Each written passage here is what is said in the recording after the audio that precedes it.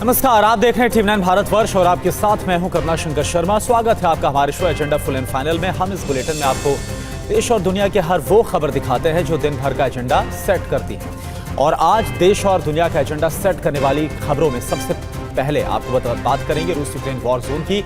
रूस के खिलाफ नेटो ने नया प्लान क्या तैयार किया है, पूरी खबर आपको हम दिखाएंगे। इसके अलावा सीरिया में जंग में अभी क्या हो रहा है, तुर्की अब उत्तरी सीरिया पर कब्जे की तैयारी कर रहा है। इस बुलेटिन में हम बताएंगे आपको पूरी डिटेल, वहां के ताज़ा हालात क्या हैं। साथ ही तीसरी बड़ी खबर आतंकी मुल्क यानी कि पाकिस्तान से जुड़ी होगी। पाकिस्तान की मिसाइल कार्यक्रम पर अमेरिका ने सख्त प्रतिबंध लगाया है, ये खबर आपको हम बताएंगे। इस बुलेटिन की चौथी बड़ी खबर क्या है, चीन के एटमी जखीरे से जुड़ी ये खबर है। पेंटागन की रिपोर्ट में क्या बड़ा खुलासा हुआ है, पूरी डिटेल्स आपके सामने होगी। शुरुआत हम कर रहे हैं इजराइल के वॉर जोन से। इजराइल के वॉर जोन से इस वक्त की ये अहम खबर है। खबर आपके सामने, यमन से दागी गई बैलिस्टिक मिसाइल। तेल अवीव के आसमान में कई मिसाइलें नजर आई है। यमन से इजराइल पर बड़ा हमला हुआ है। रात के अंधेरे पर इजराइल पर हमला हुआ है। यह तस्वीर इस वक्त हम आपको दिखा रहे हैं। तो देखिए तस्वीर इस वक्त आपके सामने, तस्वीर आप देख पा रहे हैं। इजराइल पर यह हमला किया गया यमन से, इस हमले को अंजाम दिया गया। रात के अंधेरे में यह हमला हुआ है और तेल अवीव, जिसे कि आर्थिक राजधानी के तौर पर जाना जाता है इजराइल के, वहां पर ये देखिए वहां की तस्वीर है जहां पर आसमान में मिसाइलें आपको नजर आ रही है। और इस हमले के बाद ये माना जा रहा है, क्योंकि इजराइल लगातार अपने ऑपरेशन में आगे बढ़ता हुआ नजर आ रहा है, और इस हमले के बाद इजराइल और बड़े हमलों का अंजाम दे सकता है, यानी कि मिडिल ईस्ट और सुलग सकता है। इस बीच एक और अहम खबर है, तेल अवीव से अभी की ये बड़ी खबर है। डिफेंस सिस्टम से आईडीएफ ने दिया है जवाब। कई बैलिस्टिक मिसाइलों को नाकाम किया गया। यमन का मिसाइल अटैक नाकाम किया गया। तो इससे पहले तस्वीर हमने आपको दिखाई किस तरह से यमन से जिस हमले को अंजाम दिया गया। और जैसा कि आपको पता है कि यमन की अगर बात करें तो यहाँ पर जो हुती विद्रोही हैं वो काफ़ी एक्टिव है, और लगातार उनकी तरफ से पहले भी इजराइल पर हमला बोला गया और एक बार फिर से यमन से ही हमले को अंजाम दिया गया। हालांकि किस संगठन की तरफ से ये हुआ है अभी ये कंफर्म नहीं हुआ, लेकिन आपको बता दें कि जो डिफेंस सिस्टम है उसने तमाम हमलों को नाकाम किया है, इस बात का दावा इजराइल की तरफ से। गाजा में हमास की खुफिया सुरंग ध्वस्त की गई है। एक और अहम खबर है, जबालिया में मौजूद हमास की सुरंग को कैसे तहस नहस किया गया। ये तस्वीर आप देख पा रहे हैं। 500 मीटर लंबी सुरंग में रखा गया था हथियारों का पूरा जखीरा। इस सुरंग से हमास के लड़ाके रॉकेट लॉन्च कर रहे थे। ये देखिए आप।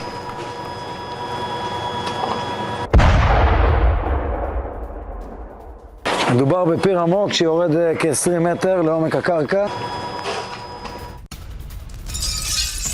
और देखिए एक और अहम खबर लेबनान से है, जहां पर इजरायली फोर्स को मिली है बड़ी कामयाबी। हिजबुल्लाह का कमांड सेंटर ध्वस्त किया गया है। आईडीएफ की स्ट्राइक के बाद जो सुरंग नेटवर्क है उसको तहस नहस कर दिया गया।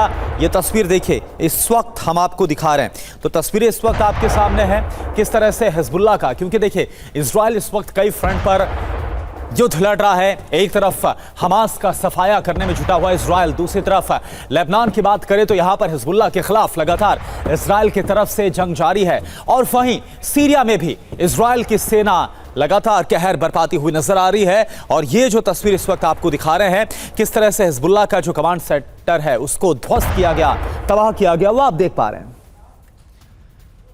और अब लेबनान में हिजबुल्लाह का जो कमांड सेंटर ध्वस्त किया गया, कैसे हिजबुल्लाह को बड़ा झटका लगा, पूरी डिटेल आपके सामने। लेबनान में हिजबुल्लाह का सबसे बड़ा ये कमांड सेंटर है जो दावा किया जा रहा है, इसको ध्वस्त किया गया।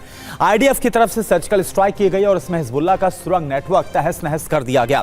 आईडीएफ के हमले से लेबनान में भीषण तबाही मची है। हिजबुल्लाह की सुरंग में क्या क्या मिला है ये भी आपके लिए जानना बहुत जरूरी है। यहां से मिला है हथियारों का बहुत बड़ा जखीरा।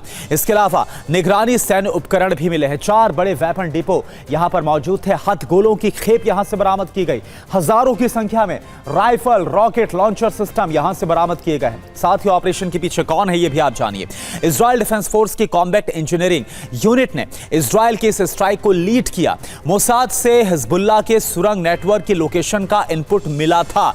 तो ये पूरी जानकारी है इस पूरे ऑपरेशन को लेकर। मनीष झा इस वक्त हमारे साथ जुड़े हैं पूरी जानकारी के साथ। मनीष, खबर क्या आ रही, क्योंकि अगर इजराइल की बात करें तो उसने कई फ्रंट्स पर इस वक्त जंग को छेड़ रखा। एक तरफ हमास का खात्मा करने की कोशिश है, हिजबुल्लाह का सबसे बड़ा कमांड सेंटर ध्वस्त किया गया है, क्या डिटेल्स? देखिए सबसे बड़ी बात तो यह है कि पूरी रात तेल अवीव में एयर सायरन बजते रहे, क्योंकि यमन की तरफ से अटैक किया गया था।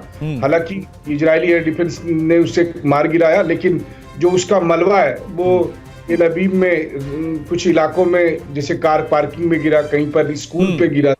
किसी के इंजरी होने की कोई खबर नहीं है, लेकिन इस तरह के नुकसान हुए हैं। तो हूती की तरफ से ये कोशिश दबाव बनाने के लिए थी और आप देख ही सकते हैं कि उसके जवाब में फिर इजराइल ने सना पर भी अटैक किया है। हाँ। लेकिन इस बीच में ये बात सही है कि इजराइल ने एक साथ कई फ्रंट को सक्सेसफुली हैंडल किया है और अब मोबेस बहुत कुछ बचा भी नहीं है, लेकिन हिजबुल्लाह के जो अब बचे हुए और सैन्य ठिकाने उसे भी ध्वस्त करने में लगा है इजराइल। जी बिल्कुल मनीष हमारे साथ बने रहिए। तो यमन से जिस हमले को अंजाम दिया गया इसका जवाब जहां इजराइल ने दिया, वहीं दूसरी तरफ जो खबर हमने आपको दिखाई कैसे हिजबुल्लाह का जो सबसे बड़ा कमांड सेंटर उसको ध्वस्त किया गया। और अब बात करते हैं रूस यूक्रेन युद्ध के। कुर्स्क में रूस और यूक्रेन में आखिरी दौर की जंग इस वक्त चल रही है। पिछले 24 घंटे की बात करें तो यहां पर वॉर रिपोर्ट के मुताबिक कुर्स्क की जंगी बाजी पलट गई है। यूक्रेनी फौज अब पीछे हट रही है तो यूक्रेन में शांति प्रस्ताव से पहले नाटो का नया प्लान भी सामने आ गया है। तो नाटो को जवाब देने के लिए रूस ने अब 15 लाख नए सैनिक को तैयार किया है, जिससे कि महायुद्ध की आशंका और बढ़ गई है। इधर पुतिन का वॉर के लिए 2025 का ब्लूप्रिंट भी हम आपको बताते हैं और इसी को लेकर खबर आप देखिए। रूसी सैनिक का बहुत बड़ा अटैक हुआ है। रूस हमले में यूक्रेनी व्हीकल को ध्वस्त किया गया। मैनपैड सिस्टम से रूसी सैनिक का हमला हुआ है। यूक्रेनी काफिले पर रॉकेट को दागा गया है। तो एक तरफ ये जरूर कहा जा रहा है कि जल्द से जल्द रूस और यूक्रेन को बातचीत की टेबल पर लाने की कोशिशें जरूर हो रही, लेकिन ऐसा होता हुआ इंडिकेशन ऐसे नजर नहीं आ रहे। और अब आपको बताते हैं कि रूस के S-500 रेजिमेंट आखिर कितनी दमदार है। रूस का सबसे powerful air defence system NATO के लिए एक बड़ी चुनौती आखिर क्यों है, यह जानना जरूरी है। सिस्टम हिडन टारगेट्स को खोजने में भी कामयाब होता है। इसमें अंतरिक्ष सैटेलाइट मार गिराने तक की क्षमता है। S-500 डिफेंस सिस्टम 4 तरह की मिसाइलों से लैस है। इसकी पहली मिसाइल 600 किलोमीटर तक टारगेट को भेदती है। दूसरी मिसाइल 250 किलोमीटर तक मारक क्षमता रखती है। तीसरी मिसाइल 120 किलोमीटर और चौथी जो मिसाइल है वो 40 किलोमीटर की रेंज की है। S-500 सिस्टम कितना ताकतवर है यह आप जानिए। 600 किलोमीटर दूर से बैलिस्टिक मिसाइल को नाकाम करने में सक्षम है ये। इसके अलावा 500 किलोमीटर दूर से हाईटेक जेट को ये गिरा सकती है। 800 किलोमीटर दूर से टारगेट की पहचान करना इसके लिए संभव है। S-500 आसानी से कहीं भी डिप्लॉय किया जा सकता है, ये इसकी खास बात है। और देखिए अगली खबर, वॉर जोन से रूसी तोपों से गोलों की बौछार की गई है। रूसी तोपखाने का बड़ा अटैक सामने आया। AFU की पोस्ट पर गोलीबारी की गई है।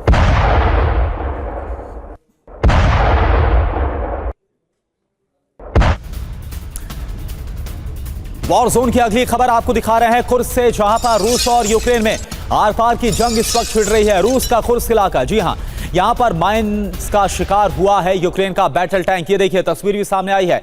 माइंस विस्फोट से अमेरिका से मिला अब्राम टैंक कैसे ध्वस्त हो गया यह आप देख पा रहे। तो कुर्स्क का एक बड़ा इलाका भी यूक्रेन के कब्जे में है और यहां पर जो मूवमेंट हो रही थी यूक्रेनी फोर्सेस की वो आप देख पा रहे हैं, जो कैमरे में कैप्चर हुई है। अटैक किया गया और अब्राम टैंक जो कि अमेरिका से यूक्रेन को दिया गया वो ध्वस्त कर दिया गया रूस ने हमले में।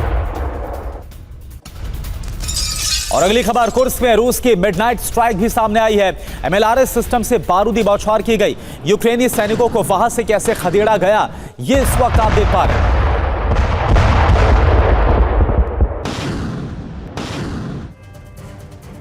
तो 24 घंटे की वॉर रिपोर्ट आप देखिए। कुर्स्क में रात भर विस्फोट हुआ है। कुर्स्क में क्या हुआ? कुर्स्क में रूस की मिडनाइट स्ट्राइक सामने आई। किम जोंग की फौज का अभियान भी और तेज हो गया, यानी कि नॉर्थ कोरिया की फोर्सेस भी यहां पर कैसे रूस की तरफ से यूक्रेन के खिलाफ उतरी हैं।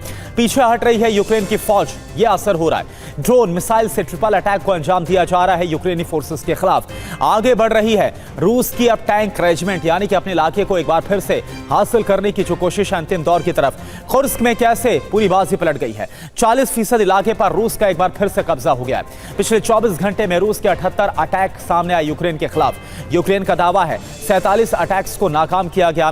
फ्रंटलाइन पर यूक्रेनी हाइमार्स को तैयार किया गया है।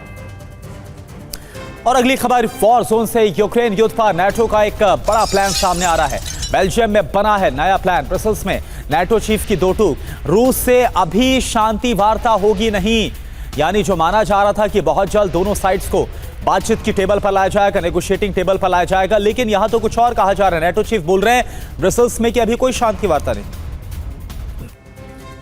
तो यूक्रेन युद्ध पर नाटो का प्लान क्या है यह आपके लिए समझना बहुत जरूरी। क्यों नाटो चीफ ने कहा कि अभी शांति वार्ता होगी नहीं? पूरी जानकारी इस वक्त आपके सामने बिग वॉल पर। जंग में यूक्रेन को मजबूत करना होगा, यानी ये रणनीति साफ नजर आ रही है। जंग में अभी यूक्रेन की हालत बहुत ज्यादा वीक है, बहुत ज्यादा कमजोर है, ये समझा गया। यूक्रेन मजबूत होगा तो शांति वार्ता तभी संभव हो पाएगी। अच्छी स्थिति होने पर रूस से शांति वार्ता होगी, यानी कि एक एज इस वक्त रूस के पास है, लेकिन नाटो चाहता है वो ना हो। यूक्रेन को और डिफेंस सिस्टम देने पर नाटो की तरफ से फैसला भी लिया जा रहा है। तो ये इस तरह से यूक्रेन को और मजबूत करने की कोशिश है।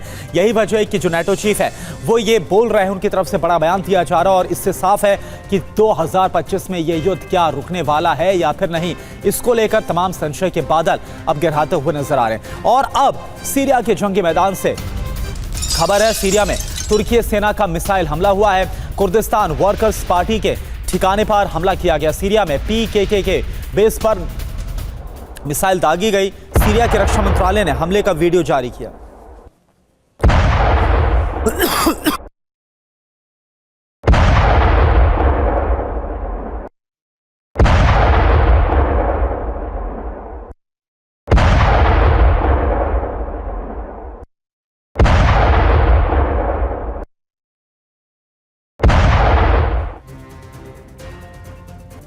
और अब आपको डिटेल में बताते हैं कि तुर्की का सीरिया में नया पूरा वॉर प्लान क्या है। दरअसल सीरिया पर कब्जा करेगा तुर्की, यह अपने आप में बड़ा सवाल है। उत्तरी सीरिया में हमले की तैयारी कर रहा है तुर्की और तुर्की की फौज का वॉर प्लान रेडी हो चुका है। कोबानी में तुर्की की फौज काफी हमलावर हो गई है। कोबानी से अल रक्का तक कब्जे का पूरा प्लान तुर्की की तरफ से तैयार किया गया है। तुर्की की सैन्य तैयारी, कमांडो दस्ता पूरी तरह से तैयार है। Artillery unit, battle tank regiment मोर्चे पर ड्रोन यूनिट को तैयार किया गया है। तुर्की के हमले से अब होगा क्या, ये आप जानिए। उत्तरी सीरिया में भीषण तबाही मचेगी। 2 लाख कुर्द विस्थापित होंगे। कुर्दों ने अमेरिका से अब ये जो खबर सामने आ रही इसके बाद मदद मांगी है। और जैसा हमने आपको बताया कि जो तुर्की समर्थित वहां पर विद्रोही हैं और जो अमेरिका समर्थित विद्रोही वही आपस में एक दूसरे के खिलाफ हैं। एक और अहम खबर, अमेरिका का पाकिस्तान पर एक बड़ा एक्शन। मिसाइल प्रोग्राम पर कसा गया है शिकंजा। पाकिस्तान को बड़ा झटका लगा है। पाकिस्तान की 4 संस्थाओं पर प्रतिबंध लगाने का फैसला किया गया है। तो पाकिस्तान के लिए बुरी खबर है, क्योंकि अमेरिका की तरफ से पाकिस्तान पर यह एक्शन लिया गया। पाकिस्तान के मिसाइल प्रोग्राम पर शिकंजा कसा गया है, बैन लगाया गया है। पाकिस्तान को बड़ा झटका लगा है। पाकिस्तान की 4 संस्थाओं पर प्रतिबंध लगा है। पाकिस्तान पर अमेरिका का यह बड़ा एक्शन क्या है, ये आप जानिए। पाकिस्तान की आर्मी के मिसाइल कार्यक्रम पर चोट लगी। इससे मिसाइल बनाने वाली NDC पर प्रतिबंध लगाने का फैसला अमेरिका ने किया है। शाहीन सीरीज बैलिस्टिक मिसाइल, अमेरिकी विदेश विभाग की चेतावनी। अमेरिका कार्रवाई करना जारी रखेगा, ये अमेरिका की तरफ से साफ कहा गया। पाकिस्तान की 4 संस्था बैन की गई है। Rashtriya Vikas Parishad, affiliates international, Akhtar and sons private limited और उसके अलावा रॉक साइड एंटरप्राइज, इनको बैन करने का काम किया गया है अमेरिका की तरफ से। अब पाकिस्तान की मुश्किल कैसे बढ़ी है, ये आप जानिए। बैलिस्टिक मिसाइल कार्यक्रम पर असर पड़ेगा इससे। लंबी दूरी के जो मिसाइल कार्यक्रम है वो प्रभावित हो जाएगा। मिसाइल प्रोग्राम पर अमेरिका का शिकंजा पूरी तरह से कस गया है। तो ये अमेरिका के लिए, अमेरिका की तरफ से जो पाकिस्तान पर प्रतिबंध लगाया गया उसके मिसाइल कार्यक्रम पर, यह पाकिस्तान के लिए बुरी खबर है जो निकलकर सामने आई है।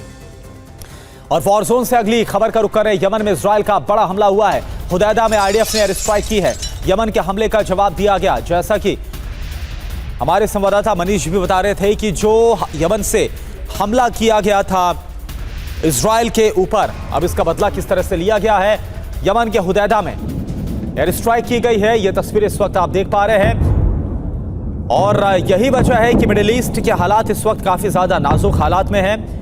इजराइल लगातार कई मोर्चों पर युद्ध लड़ता हुआ नजर आ रहा है। एक तरफ गाजा है, एक तरफ लेबनान में हिजबुल्लाह है, वहीं दूसरी तरफ अगर हम बात करें तो सीरिया है। सीरिया में भी बड़े हमलों का अंजाम दिया जा रहा है। वहां पर IDF की सेना आगे बढ़ रही है। और यमन, क्योंकि यमन की तरफ से ताज़ा हमला तेल अवीव पर किया गया, इसका जवाब कैसे दिया गया है हुदैदा में। IDF की तरफ से यहाँ पर एयर स्ट्राइक की गई, बॉम्बार्डिंग की गई, वो तस्वीर आपको हम दिखा रहे हैं।